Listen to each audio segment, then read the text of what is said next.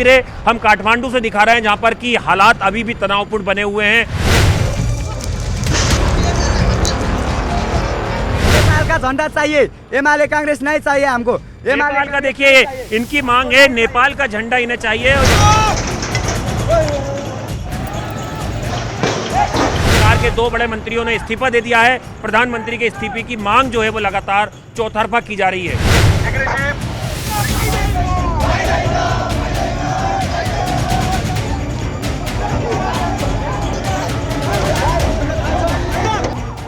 काठमांडू की ऐसी तस्वीरें, ऐसा मंजर, ऐसा कोहराम की पब्लिक के टारगेट पर आ गई पूरी सरकार। राष्ट्रपति का इस्तीफा, प्रधानमंत्री का इस्तीफा, उनकी पूरी सरकार का इस्तीफा, और फिर सब कुछ सेना ने टेक ओवर कर लिया। लेकिन इससे पहले 24 घंटे के अंदर क्या हुआ, नेपाल पूरी दुनिया को दिखा रहा है। 8 सितंबर को काठमांडू में प्रदर्शन शुरू हुआ। 15 से 20 हजार नौजवान काठमांडू के सेंटर में जमा हुए। इस दौरान पुलिस से झड़प हुई और इसमें 22 लोगों की फायरिंग से मौत हो गई। 400 से ज्यादा लोग घायल हुए और 24 घंटे के अंदर नेपाल के प्रधानमंत्री को इस्तीफा देना पड़ा। 24 घंटे के अंदर पब्लिक ने नेपाल की सरकार का तख्ता पलट कर दिया। नेपाल के प्रधानमंत्री ने इस्तीफा दिया, उसके बाद आप देख सकते हैं हालात और ज़्यादा बदतर हो गए हैं। और इस वक्त हम एक हाई राइज बिल्डिंग पर खड़े हुए हैं और यहाँ से मेरे कैमरा पर्सन युगल आपको सीधी तस्वीर दिखाएंगे। देखिए, बिल्कुल मेरे सामने ये पार्लियामेंट है जो धू-धू करके पूरी तरह से जल रहा है, और ये बाजू में एक होटल है और एक बैंक है, ये पूरी तरह से जल गया। ये बिल्कुल एक्सक्लूसिव तस्वीरें हम आपको दिखा रहे हैं जान जोखिम में डाल के, क्योंकि नीचे उग्र प्रदर्शनकारी हैं, लोगों का गुस्सा शांत नहीं हो रहा। नेपाल की संसद को जला दिया। लोग नेपाल की संसद भवन में घुसे और उसे आग के हवाले कर दिया गया। नेपाल में सड़क से लेकर संसद तक वो गुस्सा फूटा है जो लंबे वक्त तक दबाया गया। काठमांडू में नारे लगे, केपी चोर देश छोड़, और पीछे जलता रहा नेपाल का संसद भवन। पूरी दुनिया और खासकर दक्षिण एशिया के लिए तस्वीरें बहुत हैरान करने वाली हैं, क्योंकि नेपाल में प्रधानमंत्री के इस्तीफे, राष्ट्रपति के इस्तीफे और जलती संसद से पहले क्या क्या हो चुका है, इसके फ्लैशबैक में जाने की जरूरत है। 1 फरवरी 2021 म्यांमार में सेना ने आंग सान सू की को गिरफ्तार करके सत्ता पर कब्जा कर लिया था। 15 अगस्त 2021 अफगानिस्तान, तालिबान ने अशरफ गनी सरकार का तख्ता पलट कर दिया था। 10 मई 2022 श्रीलंका के राष्ट्रपति महिंद्रा राजपक्षे जनता के लगातार प्रदर्शन के बाद देश छोड़कर भाग गए थे। 5 अगस्त 2024 बांग्लादेश, पब्लिक के गुस्से के बीच शेख हसीना सरकार को देश छोड़कर भागना पड़ा था। और अब 9 सितंबर 2025 नेपाल, 24 घंटे के प्रदर्शन के बाद ही नेपाल के प्रधानमंत्री और राष्ट्रपति को इस्तीफा देना पड़ा। नेपाल की सत्ता को जेन जी यानी जेनरेशन जी वाली पीढ़ी खा गई। जेन जी यानी वो पीढ़ी जो साल 1997 से साल 2012 के बीच पैदा हुई है। इस पीढ़ी में 13 साल से 28 साल तक के लोग आते हैं जो डिजिटल दौर में पली बढ़ी है। इसी पीढ़ी का मुकाबला नेपाल की सरकार नहीं कर पाई।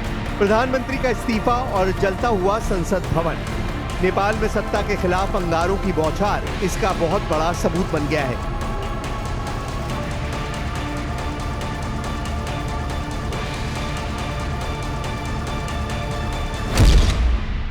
नेपाल की राजधानी काठमांडू में 3 बहुत ही खास इमारतों पर प्रदर्शनकारियों ने कब्जा कर लिया।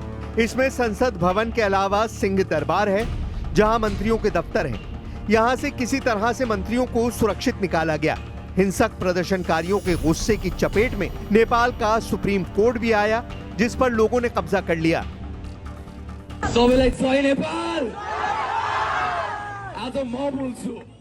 Nepali सुन्छ। I can talk in English, I can talk in Nepali, whatever the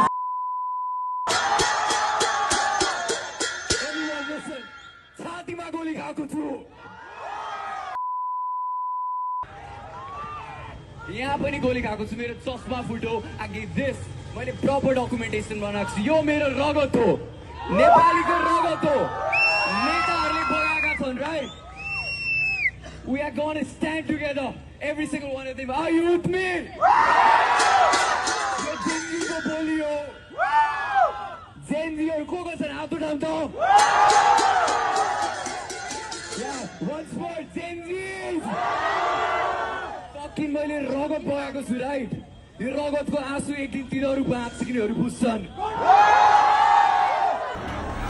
2008 में राजशाही से लोकतंत्र में तब्दील होते हुए नेपाल को पूरी दुनिया ने देखा।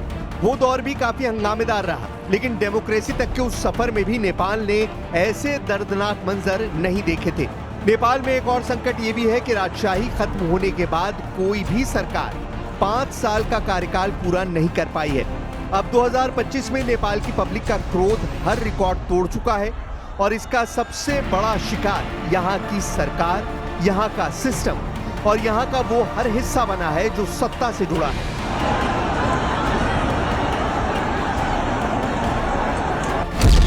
नेपाल में प्रधानमंत्री ओली के निजी आवास को भी जला दिया गया। ये तस्वीर बता रही है कि नेताओं पर नेपाल का गुस्सा कैसे फूटा है।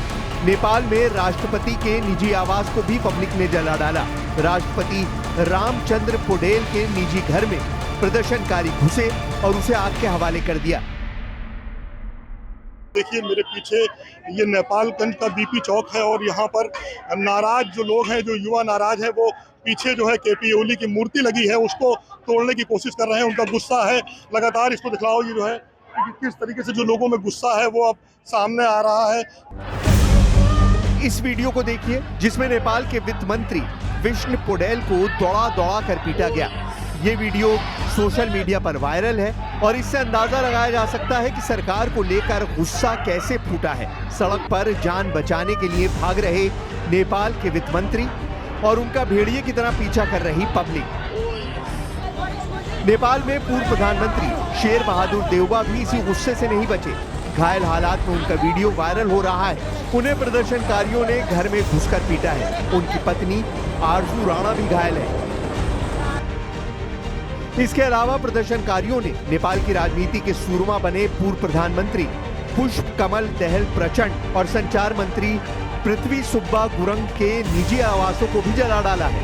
नेपाल में ऐसी आगजनी पहले कभी नहीं देखी गई। नेपाल में वही आग लगी है जो दक्षिण एशिया में कई और देशों को जला चुकी है।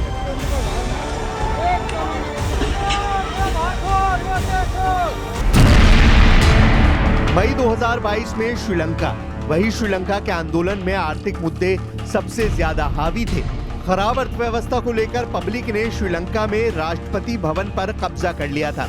अगस्त 2024 बांग्लादेश, पिछले साल बांग्लादेश में हुआ आंदोलन में युवाओं की भूमिका सबसे अहम रही थी।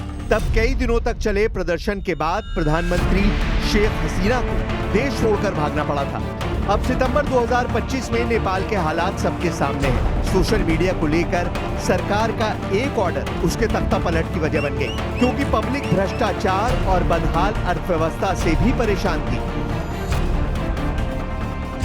ये सोशल मीडिया के बैंड के ऊपर नहीं है, ये हमारा अपना यूथ का आंदोलन। असली मुद्दे थे वो ये थे जिनकी सरकार ने सुन नहीं ली। जो यहाँ के इंफ्रास्ट्रक्चर क्यों सुनेगा सरकार? सरकार तो हमारा था ही नहीं, वो तो सब करप्ट लोग का था। वो दलाल भ्रष्टा का सरकार था। जनता का सरकार अब बनेगा। 7 सितंबर तक नेपाल में सब कुछ सामान्य था, लेकिन 8 सितंबर को अचानक काठमांडू की सड़कों पर पब्लिक जमा होने लगी और 9 सितंबर का दिन नेपाल के इतिहास में सबसे निर्णायक पल के तौर पर दर्ज हो चुका है, क्योंकि नेपाल की सरकार का उस गुस्से ने तख्ता पलट कर दिया। महज 24 घंटे पहले अचानक उबाल आया और फिर नेपाल का पूरा सिस्टम उन 20-25 हजार लोगों को काबू करने में फेल हो गया जो काठमांडू में प्रदर्शन कर रहे थे। नेपाल में पब्लिक पर पुलिस की गोलीबारी तब शुरू हुई जब भीड़ ने काठमांडू में लोकल पुलिस सर्कल पर आग लगा दी। इसके बाद पुलिस के अफसरों पर हमला हुआ और तभी पुलिस की तरफ से फायरिंग शुरू हो गई।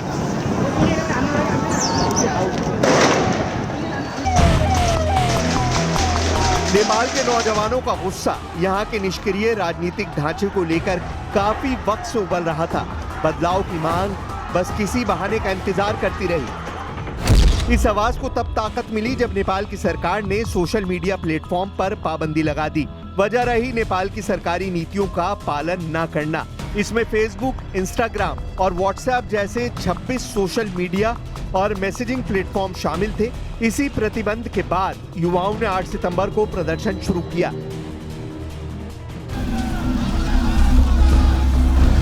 ये मुद्दा ऐसा बहाना बना कि सरकार पर भड़की हुई पब्लिक काठमांडू में इतनी बड़ी तादाद में जमा हो गई कि उस पर काबू पाना मुश्किल हो गया। नेपाल की भड़की हुई पब्लिक के सामने मुसीबतें कैसे पहाड़ बनती गईं, वो समझिए। नेपाल में आए तूफान की जड़ सिर्फ सोशल मीडिया पर पाबंदी तो नहीं है, इसके पीछे कई वजह हैं। नेपाल में इस पब्लिक के गुस्से के पीछे भ्रष्ट सिस्टम और नेपाल में फैला भ्रष्टाचार रहा। नेपाल की बदहाल अर्थव्यवस्था और नेपाल में बढ़ती बेरोजगारी इस गुस्से की वजह बनी। नेपाल में बढ़ते भाई भतीजावाद को लेकर ये गुस्सा और तेज हो गया। 8 सितंबर को पुलिस फायरिंग में कई लोगों की मौत के बाद लोगों का गुस्सा और भड़कता गया और 9 सितंबर को लोगों ने संसद भवन पर चढ़ाई कर दी। उन्होंने न सिर्फ संसद भवन में आग लगाई बल्कि प्रधानमंत्री और राष्ट्रपति का निजी घर भी जला डाला। नेपाल में प्रदर्शनकारियों ने गृह मंत्री रमेश लेखक का घर भी जलाया क्योंकि उन्हीं के ऑर्डर पर प्रदर्शनकारियों पर गोली चलाने की खबर आई थी। इन तमाम घटनाओं के बीच गुस्साई पब्लिक ने कई राजनीतिक दलों का दफ्तर भी जला दिया है। नेपाल में बड़ा राजनीतिक संकट ये भी रहा कि 2008 में राजशाही खत्म होने के बाद नेपाल में स्थिर सरकार नहीं रही। 2008 के बाद से नेपाल में कोई भी सरकार 5 साल का कार्यकाल पूरा नहीं कर पाई है। नेपाल में भ्रष्टाचार के मामले भी उठते रहे हैं, लेकिन कभी कोई निर्णायक एक्शन न होने से अब पब्लिक एक्शन दिखाने पर मजबूर हो गई। नेपाल में 15 से 24 साल की उम्र के बीच के युवाओं की तादाद बहुत ज्यादा है और इस वर्ग के पास नौकरी के मौके भी काफी कम है क्योंकि बेरोजगारी नेपाल में बड़ा संकट बनकर उभरी है। बची हुई कसर नेपाल की सरकार ने पूरी कर दी जब उसने नौजवानों के बीच पॉपुलर सोशल मीडिया को बंद करने का ऐलान कर दिया। अब देखना है कि नेपाल में आगे क्या होने जा रहा है। सेना ने सब कुछ अपने कब्जे में ले लिया है, लेकिन आगे नेपाल का नया नेतृत्व कैसा होगा? क्या ये नेपाल की चुनौतियों से मुकाबला कर पाएगा? और सबसे बड़ी बात, जिस मकसद को लेकर यहाँ के लोगों ने नेपाल में तख्ता पलट किया है, क्या वो हासिल हो पाएगा?